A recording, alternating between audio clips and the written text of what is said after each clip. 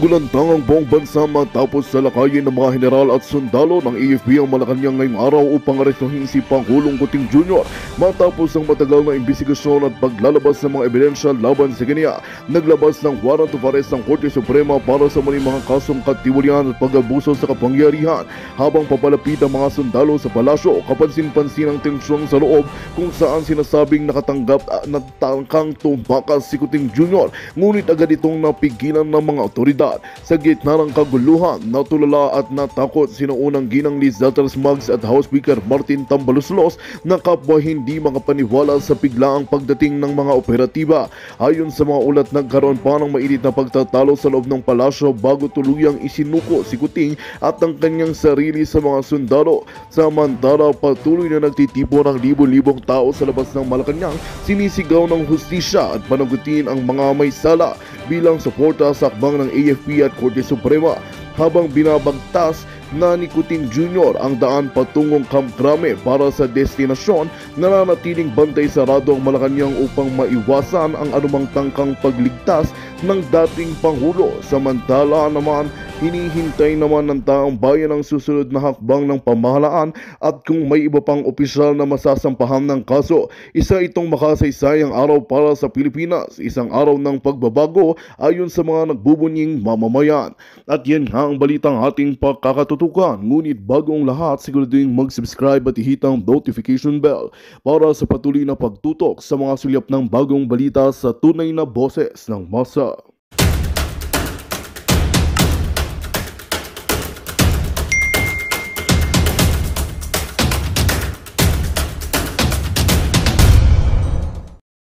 Of the Philippines.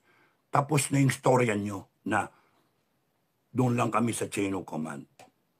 Meron pa nga pronouncement si General Browner na hindi sila sa tao susunod doon sa posisyon.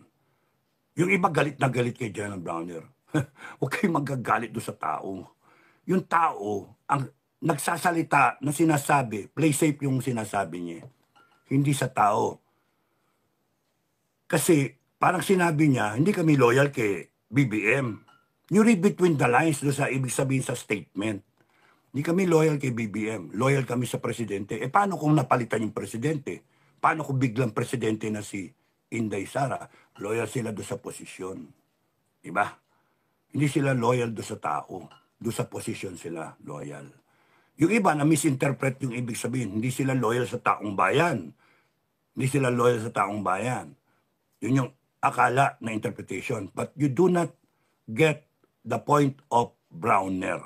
I hope I'm getting his point right.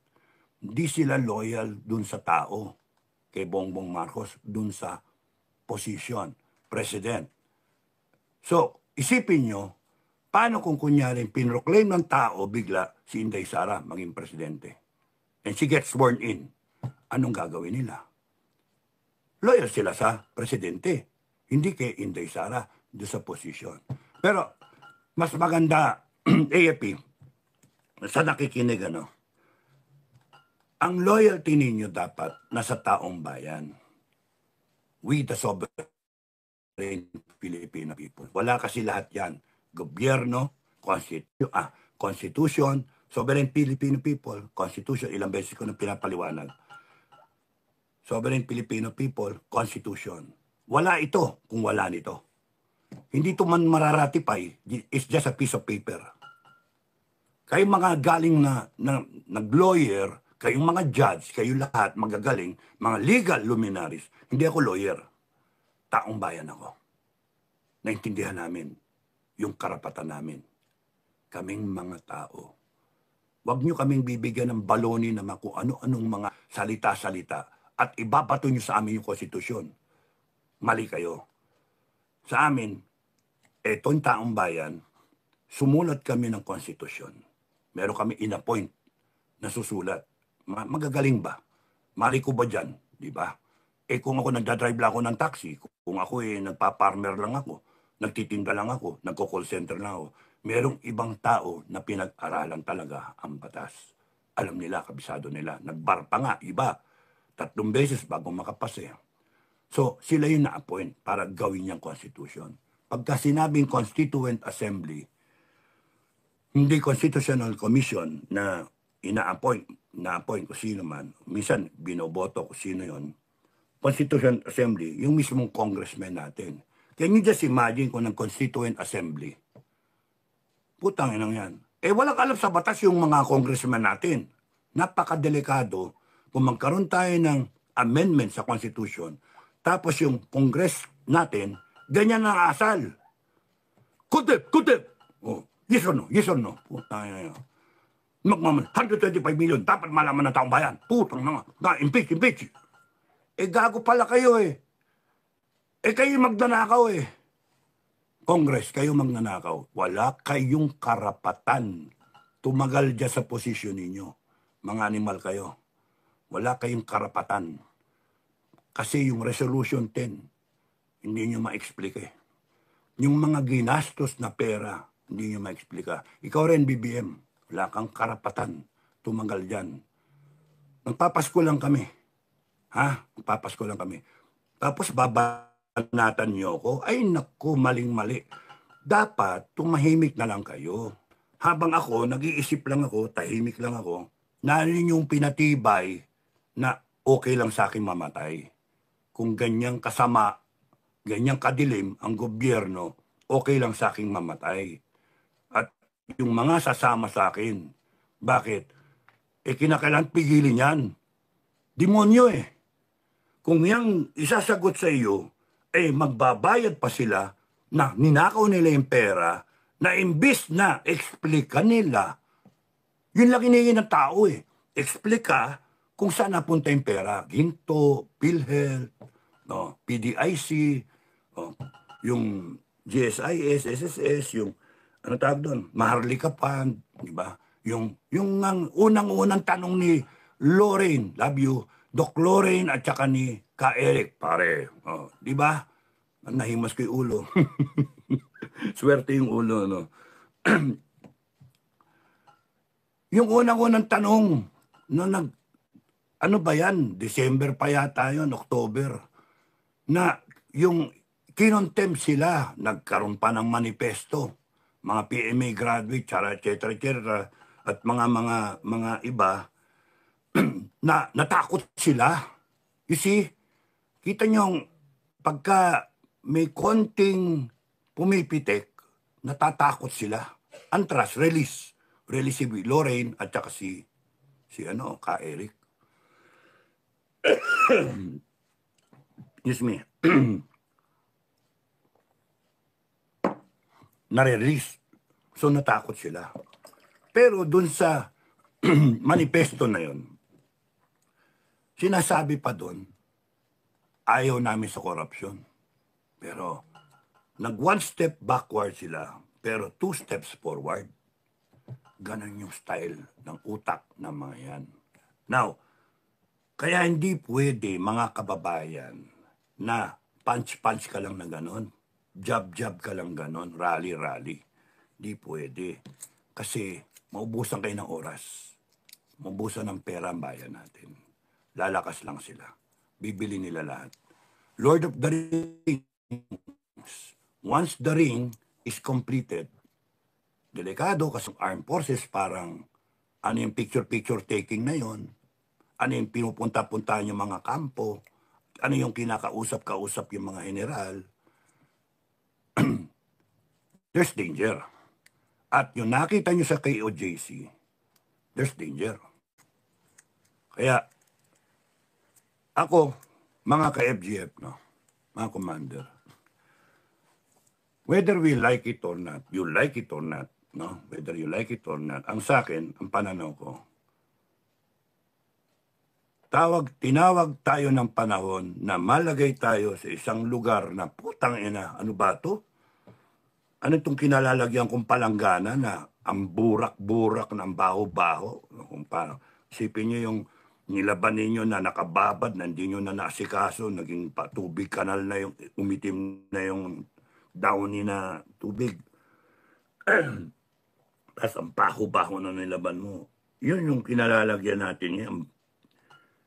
And kahit anong iwas ang gawin natin, kung hindi tayo, sino? Mga ka-FGF, kung hindi tayo, sino? Wala eh. Hindi tayo pwedeng hayaan na lang natin yung mga yan eh. Hindi pwede. Kasi nandun yung droga eh. O doon tayo sa issues. Ano ba pinaglalaban ninyo? Ano ba pinaglalaban ninyo? Marcos resign. Duterte forever. Hindi yun. Kung kayo, sisigaw lang kayo ng Duterte forever. Sa iba kayo mag-rally. Mag-rally kayo na mag-rally. Ang pinaglalaban ninyo, not even Marcos resign eh, sa totoo lang. Sa akin sa akin kasi, pinalakihan ko there's always a second chance. There's always, kumbaga sa ewan ko kasi karakter ko ganun eh. Bago ko patayin, ko muna, bigyan ng pagkakataon na, bago ko kalabanin, sobra namang yung patayin eh. Bago ko kalabanin, bago ko inkwentrohin, bigyan ko ng pagkakataon na sumurrender. Bigyan ko ng pagkakataon na pag-isipan niya. Pero, may pero yun kung mapapasama ang posisyon ko, mapapasama yung mga tauhan ko, may hangganan ka. Okay? So ngayon, ang sinasabi ko sa inyo mga kababayan, mga ka-FGF, magpasko lang kayo. Magpasko kayo. Enjoyin ninyo. No? Enjoyin ninyo. Pero, sa January, tapusin natin to. Ngayon, kung kikilos itong mga tarantadon to, kung kikilos, at sige-sige kayo, pikunin niyo ako, tanginan ninyo, hindi kayo abot ng Pasko. Kasi sa akin, kung sinabi ko, putang ina nyo, sige, pare-pares tayo walang Pasko. Magpatayan tayo kung gusto nyo, putang ina ninyo. Pilipino ko eh. Pilipino rin kayo. Sana naintindihan nyo. Ano sinasabi ko? Respect the enemy. BBM! Tamba! Putang ina nyo Isipin nyo. Nagtatapang-tapangan kayo, magpapadala kayo ng mga troll, maninira at maninirang puri at saka mga kung ano-ano. Ano nagawa ko sa bansa? Tangina ninyo lahat. Wala. Ako, 6 lang kami. Iniwasan namin si Bilwar. Hanggang ngayon, iniiwasan ko si Bilwar. Meron kaming FGF na tinayo. Kaya, gusto nyong malaman kung, sige, tanggapin ko na yan. Wala akong nagawa sa bansa. Kaya, siguro ngayon, tatayuan ko para may magawa ko sa bansa. I will lead the people. Putang ina nyo. Kasalanan nyo. Kayong gumawa ng kalukuhan nyo eh. Kung hindi kayo nagpadala ng mga troll at ng mga putang inahinayupak na mga halang nabitukang mga vlogger, hindi ako mag-iisip nga eh. Wala akong pakialam, bahala kayo sa buhay nyo. Pinepersonal nyo ako. Pepersonalin ko kayo. Gusto nyo? Mas tarantado ako sa inyo. I have the capacity. I have the trait, the character trait. I can be as ruthless as I can para sa inyo. Gusto nyo mangyari yan? Ang gagaling ninyo. Nagtatapang-tapangan kayo. Kaya, sige pa. Sobra nyo pa. Tatapusin ko ito bago sa Christmas. Gusto nyo? Mas gusto ko pa nga magpasko muna tayo eh. Tama yung sinasabi ni Lacson na ceasefire. Pasko muna, respeto sa langit. Tangina nyo. Gusto nyo? Tapusin na natin to. Malaman natin. Kasi isa-isang natatapos yun. Ukraine tapos na. Tanggal si Zelensky. Naghahanap ng asylum sa Great Britain. Panalo si Putin. Yung France. Tagilid siya. Tapos din siya. Germany susunod. Gusto mo sumunod ka? Before 25. Gusto nyo? Hinahamon nyo kami. Magpapasko kami. Ngayon, kung kayo, kumilos kayo, pinapakita nyo you do not respect the people. Sige-sige kayo. Babanatan nyo pa kami ng, sedition? Tarantado kayo? Kayo, babanatan namin ng plunder. Ha? Kami, maggagawa kami ng death penalty. Instant. People's Congress. We will abolish Congress. Gusto nyo malaman? Kaya namin? We will abolish Congress. Gusto nyo, we will burn it down. Gusto nyo, makita? Yun ang gusto ng mga tao, pinipigil ko yung mga tao. Wag naman, gawin na lang natin hospital. Gawin na lang natin ek-ek. Pero may mga nagsasabi, so that it will be written in history that the Filipino people rose up to the challenge. And they burned down Congress. Sa galit nila. Gusto nyo kung mangyari yun? Before 25? Sige pa. Putang ina nyo, padala nyo pa yung mga vlogger ninyo. Paganyan-ganyan nyo pa. At kayo mga vlogger at mga troll. Sige pa. Mag-comment pa kayo ng negative. Binubura ko naman kayo eh. Pero, pagdasal ninyo na hindi kayo ma-screenshot ng mga tao ko. You see? Ganun pa ako, bet. Kung ano yung labas ninyo ng comment na negative, binubura ko na. Bakit? May instructions ako screenshot eh. You see the opposing person that I am, one magnanimous, one ruthless. Kita nyo? How dangerous I am? Akala ninyo, sisiw ako? Hindi nyo ako mapatay ngayon. Kasi, nag-iisip kayo, puta, napatayin natin, baka magrevolusyon yung gago ha. Oh, totoo. Magre-revolusyon ng...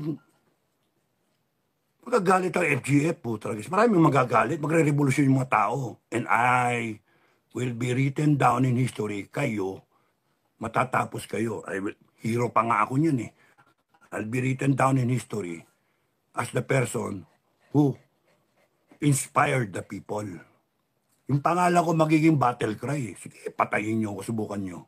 Kasuhan nyo ako. Again. Gagamitin yung constitution, yung mga batas. Gusto nyo, i-repeal namin lahat yan. Rescind namin yung mga batas. Ha? I-abolish na. Kaya namin i-abolish sa Congress. Kala nyo, nagbibiro kami? Because the power, raw power, comes from the people, mga gago. Raw power. Yun yung power ng taong bayan at nagigising na yung taong bayan. O nga, no? Wala tayo. Putang inang yan. 18th Constitution, pinaratify sa taong bayan. Binigyan namin na hininga yan. Lahat ng batas na ginawa, sumusunod sa Constitution. Putragis, ano? Tapos nun, nagkaroon ng presidente down the line, binoto. Inapruba ng taong bayan. Sa dami ng kumakandidato, sa huling eleksyon, 10. Binoto natin si BBM. Yung mga bumoto kay BBM, yung mga nabudol. Binoto si Inday Sara. Binoto itong mga congressmen. And umasa ang taong bayan sa mga di nakakaintindi. AFP, PNP. Pwede ba intindihin ninyo? Power emanates from the people. The chain of command ends or starts people. People. So, ang tagilid ngayon, itong Malacanang, when the people takes command of the armed forces, and we are capable of doing that. When we take command of the armed forces of the Philippines and the Philippine National Police, the first order is, you take a side. Doon kayo sa side ng taong bayan o doon kayo sa side ng presidente ninyo. Side ng may question sa pagiging drug addict, drug user, bangag. Side ng mga nagnanakaw sa gobyerno, doon kayo. And if you feel that defending this government is the right thing to do, go ahead. Because kami, ang taong bayan, we are confident, mahati ang armed forces. If not, buo yan, susuporta sa taong bayan. That's how confident we are. You see how dangerous we are, the Filipino people? We are that dangerous. Gusto nyo tapusin natin to? Tanginan nyo? Ha? Kongreso? Presidente? Ang hinihingi lang namin, before Christmas, iregalo nyo sa amin. Kasi magre-recess ang Congress eh. Tanginan ninyo. Wag na kayong mag-Christmas gift. Hayop kayo. Hihimay-himayin namin, tatalupan namin kayo. Christmas gift kayo. Ang daming Pilipinong naghihirap, walang handa. Tapos magi-Christmas gift kayo. Ako, galit na galit ako sa mga troll na yan eh. Dedemanda? Bakit ko dedemanda? Hindi, bahala ng langit. Angel of death will come for you. The angel of death. Ay, hindi ko kilala yun. Ako, angel of inspiration eh. I am inspiring the Filipino people to stand up. Sorry, may tumatawag. I am inspiring the Filipino people to stand up and correct this country.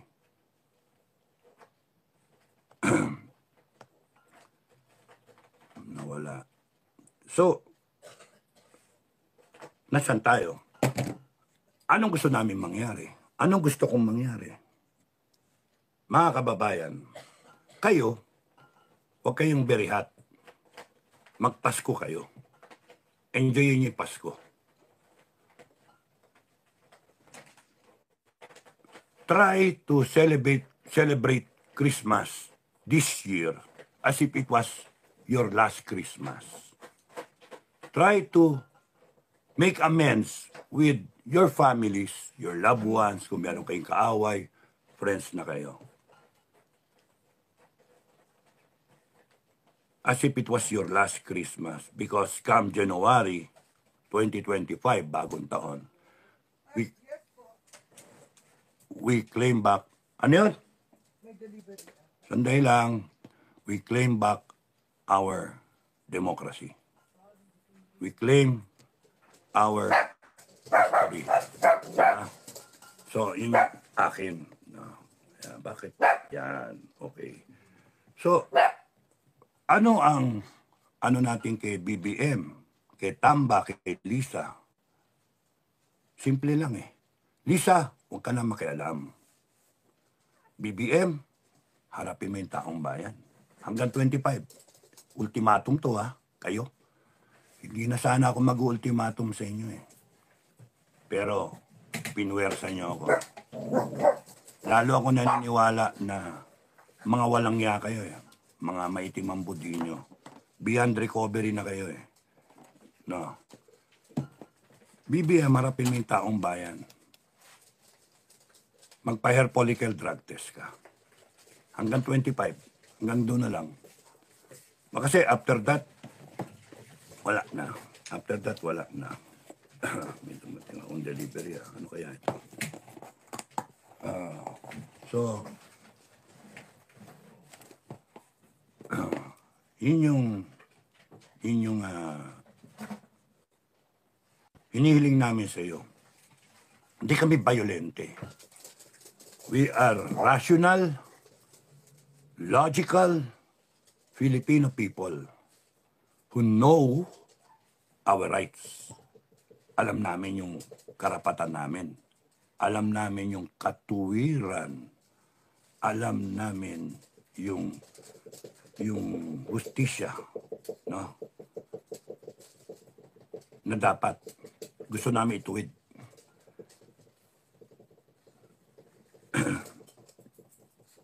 Hindi pwede yung asal ninyo eh. Harapin mo ang taong bayan not later than 25 December. Magbibigay ka rin naman ng Christmas message, di ba? Harapin mo ang taong bayan. And from now hanggang 25, you subject yourself publicly to a hair follicle drug test. AFP, PNP, ewan ko kung bakit hindi importante sa inyo yan. No? Meron akong message para sa inyo, mamaya. So, BBM, yun yung ano mo. Hair follicle drug test. And then explain as the president, saan napunta yung pinagbenta ng ginto? Bakit mo pinayagan ibenta yung ginto? You report to the Filipino people what's happening. Ano nangyari sa confidential fund mo? Binibira ninyo yung pinapayagan mo yung Congress na mag-imbestiga. Puta na. Tapos nun ikaw, confidential fund mo, paano? Tapos itong Marlica Fund, ano nangyari? Itong PDIC, ano nangyari? Itong PhilHealth, ano nangyari? Explika mo sa taong bayan. Kung hindi mo kaya explika, you ask somebody. Somebody sa kabinete mo o kaya from Congress or Senate to explain to the Filipino people. Yan ang binibigay namin sa pagkakataon. Kasi pagka hindi nyo dininig ang taong bayan, we will come out and we will terminate you. Nadidinig nyo ako?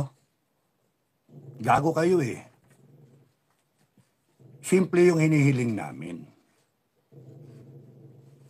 Harapin nyo kami at explika kayo.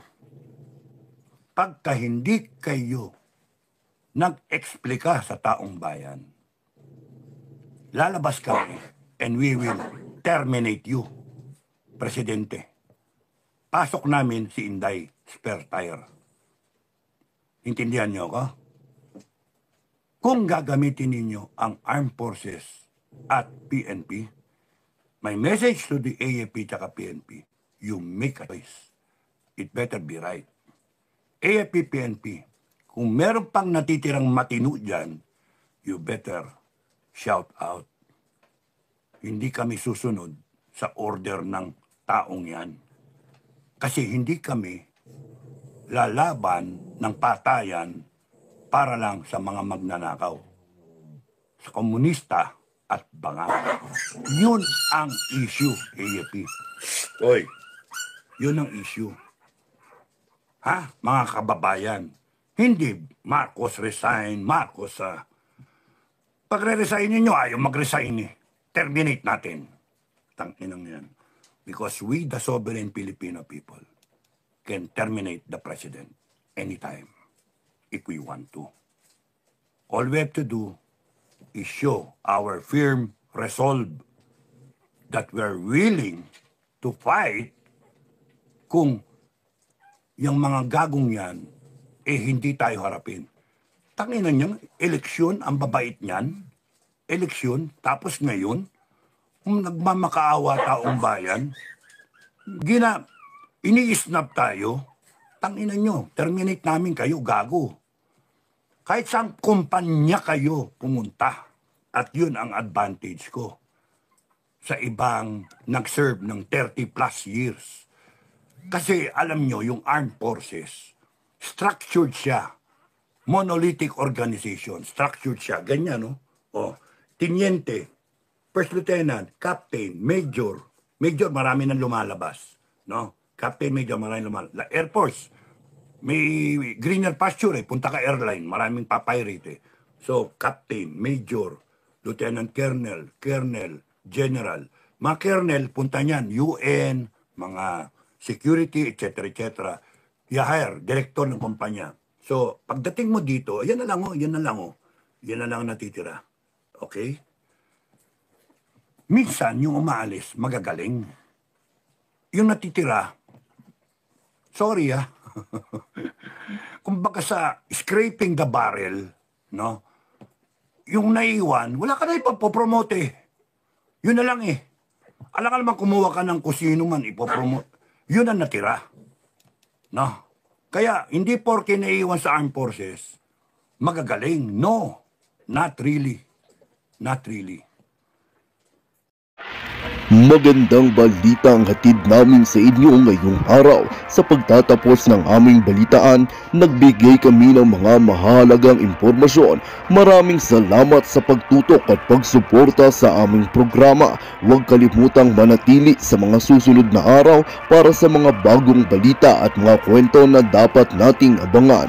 Mula sa Boses ng Masa, magandang araw, Pilipinas!